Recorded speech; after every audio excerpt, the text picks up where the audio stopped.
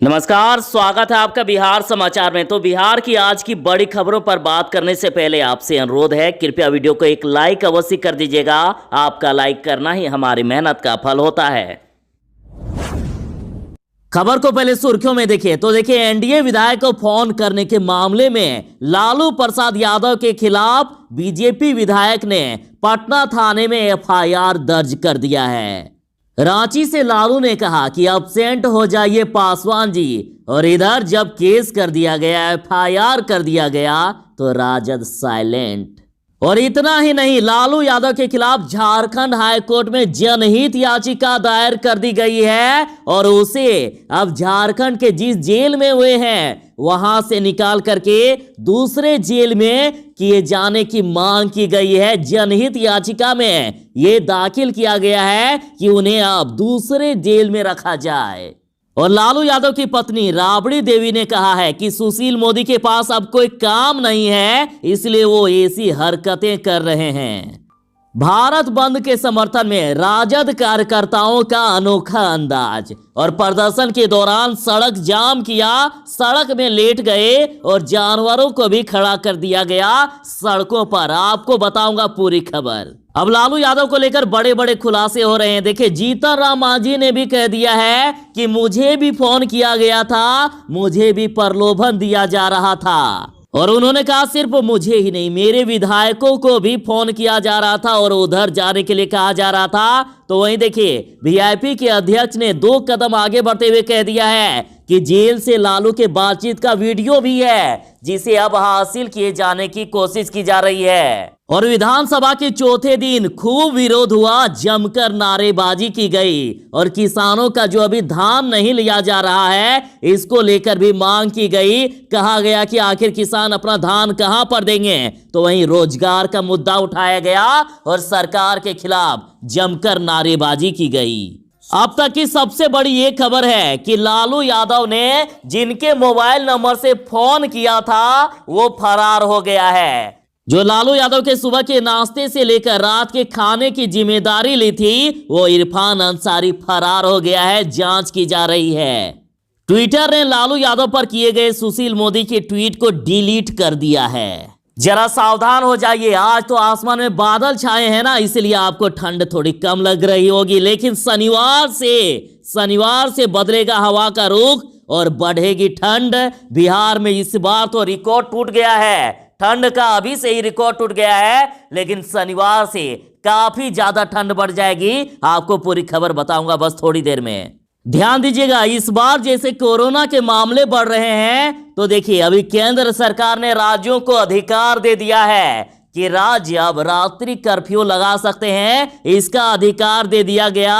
Lockdown लगाने की यदि नौबत आई तो इसके लिए केंद्र से मंजूरी लेनी होगी और राज्य अब लॉकडाउन भी लगा सकते हैं। और पहले जो जो पाबंदियां थी उन पाबंदियों को लागू करने के लिए अधिकार दे दिया है। जहां जहां धार्मिक समारोह या जमावड़े जहां होते हैं लोगों के, तो वहां अब संख्या को कम करने का आदेश दे दिया गया। उसके साथ सिनेमा हॉल में 50% क्षमता और भी जो अन्य छूट दी गई थी ना, सीधा सीधे कहिए उन छूटों को अब कम करने का अधिकार दे दिया गया है। अब बिहार के गांव होंगे जगमग, चाहे लाइट रहे या ना रहे। सोलर स्ट्रीट लाइट से पूरे सूबे के गांव, पूरे बिहार के गांव, एक एक गली चौराहा अब जगमग होगा। इसकी सरकार ने तैयारी कर दी है। बस थोड़ी देर में पूरी खबर।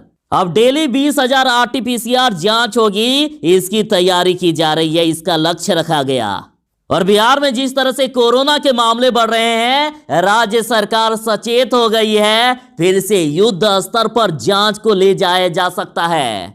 सरकार ने आदेश दे दिया है, जबरन फीस लेने वाले स्कूलों पर होगी कार्रवाई। अब कोई भी प्राइवेट स्कूल किसी भी अभिभावक से जबरन फीस नहीं ले सकता है। जरा सावधान रहिएगा, यदि सड़क पर दुकानें सजाई तो लगेगा जुर्माना। और इसके साथ शहर में अचानक वाहनों की भीड़ को देखते हुए प्रशासन ने 28 नवंबर से विशेष चेकिंग अभियान शुरू करने का निर्णय लिया है। और इस दौरान कागजात एवं प्रदूषण फैलाने वाले गाड़ियों को जब्त किया जाएगा। जिनका पेपर सही नहीं है, ध्यान दीजिएगा, उनकी गाड़ी अब जब्त हो सकते हैं। और ये चेकिंग अभियान 5 दिसंबर तक चलने वाला है।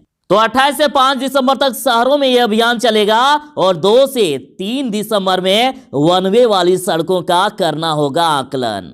निजी स्कूलों को खोलने को लेकर 27 नवंबर को विधानसभा तक पैदल मार्च किया जाएगा। बिहार में नए शिक्षा मंत्री बन गए हैं और अब स्कूलों को खोलने की मांग की जा रही है और निजी स्कूल खोलने की विशेष तौर पर मांग की जा रही है। जल संसाधन मंत्री विजय चौधरी ने कार्यभार संभाल लिया है, कह दिया है कि हर खेत तक अब पानी पहुंचेगा। सरकार की ये पहली प्राथमिकता है और जहां पर पानी पहुंचने में दिक्कत होगी, बोरवेल किया जाएगा। बोरवेल के द्वारा पानी दिया जाएगा किसानों को। तो चलिए बात करते हैं खबरों को विस्तार से।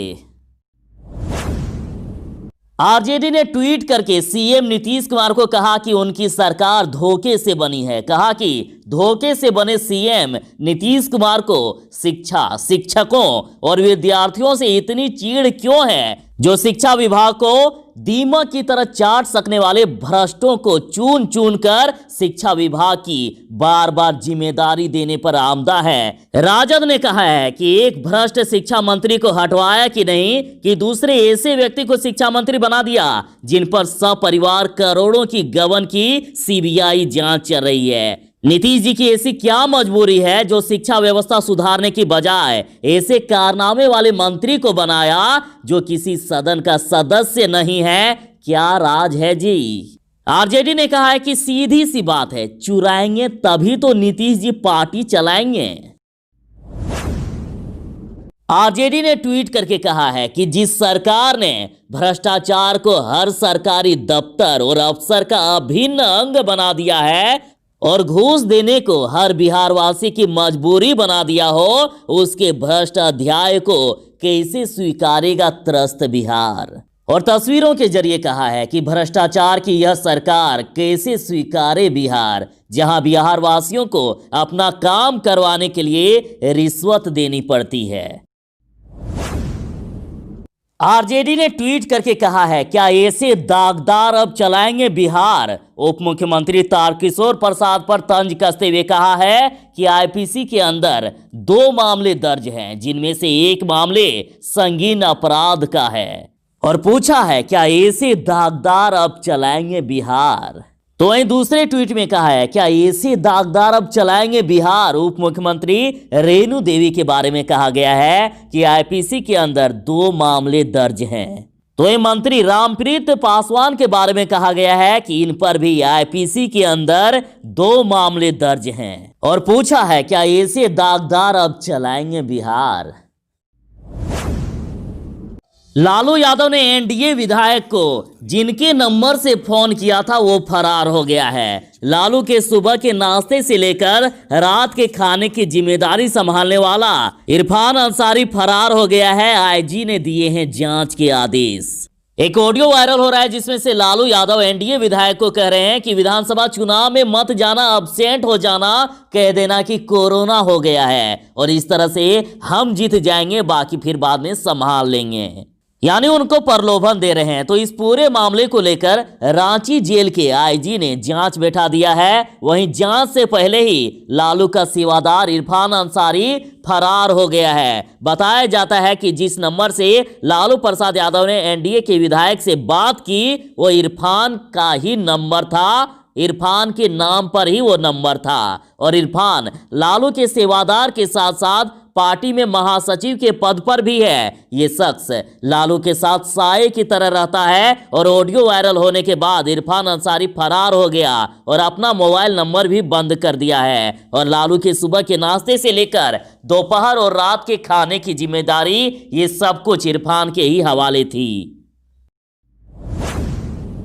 तो बिहार के मौसम अपडेट में देखिए, शनिवार से बदलेगा हवा का रूप और ठंड काफी ज्यादा बढ़ जाएगी। शनिवार से बिहार में ठंड बढ़ेगी। शनिवार से उत्तर पश्चिमी हवा चलने से यह अपने साथ ठंड लाएगी और तापमान गिरेगा। और मौसम विभाग के अनुसार अभी पटना सहित विभिन्न शहरों में अधिकतम 25 से 28 डिग्री और न्यूनतम 10 से 12 डिग्री के आसपास तापमान है। और हालात ये है कि अभी ही पिछले कई सालों का रिकॉर्ड टूट गया है, तो अनुमान लगा सकते हैं कि इस बार कितने कड़ाके की ठंड पड़ने वाली है। और ये कहा जा रहा है कि दिसंबर से ही इस बार पिछले कई सालों का ठंड का रिकॉर्ड टूटने वाला है। इस बार ठंड आपको हिला करके रख देगी। और शुक्रवार को आंशिक रूप से बादल छाए हुए हैं। जैसे ही बादल हटते हैं उसके बाद कड़ाके की ठंड पड़ने वाली है। सरकार ने जैसे बिहार वालों से वादा किया है कि गांवों को रोशन कर दिया जाएगा, गांव में चाहे लाइट रहे ना रहे लेकिन गांव जगमग होंगे। तो देखिए, सूबे के गांवों में सोलर स्ट्रीट लाइट लगाने के लिए अब सर्वे होगा और रिन्यूएबल एनर्जी डेवलपमेंट एजेंसी को मिली है सर्वे की जिम्मेदारी। और सोलर स्ट्रीट लाइट लगाने के लिए पोल की दूरी, बल्ब, खर्च आदि का आकलन किया जा रहा है। अभी देखा जा रहा है कि गांवों में आड़े तिरछे कितने गलियां हैं, कितने लाइट लगाए जाएंगे, कितने पोल लगाए जाएंगे कि गांवों से अंधेरा दूर हो सके। तो इसकी अभी जानकारी ली जा रही है। बहुत ही जल्द बिहार के गांव जगमग होंगे।